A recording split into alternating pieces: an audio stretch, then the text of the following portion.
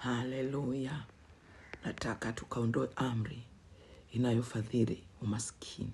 Umaskini ni spirit. Lakini kuna roho, kuna amri. Hawatafanikiwa. Mtu anafunga kwenye familia zetu tulizotoka, kwenye mitaa tunayokaa, kwenye mahali pa biashara.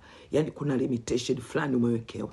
Iambie ardhi uliyoikanyaga kwa damu ya Yesu na kwa jina la Yesu, hautameza cha kwangu.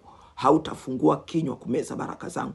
Hautafungua kinywa kumeza mtaji wangu, kwa jina la Yesu na kwa damu ya Yesu Kristo wa Nazareti aliye hai. Ninakuzima kuanzia leo na hata milele. Sikia neno la Bwana. Nimebarikiwa nchini, nimebarikiwa mashambani. Nitakuwa juu na sitakuwa chini. Nitakopesha na sitakopa. Hautaondoa hela kwenye mikono yangu. Mikono yangu imebarikiwa.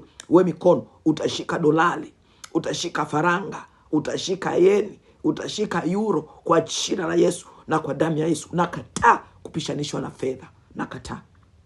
Umaskini sio fungu langu, wala sio fungu la watoto wangu, wala sio fungu la nyumba ya baba yangu na nyumba ya mama yangu, katika jina la Yesu. Hata kama kwetu kuna kibanda cha nyasi, sitakufa kwenye nyasi.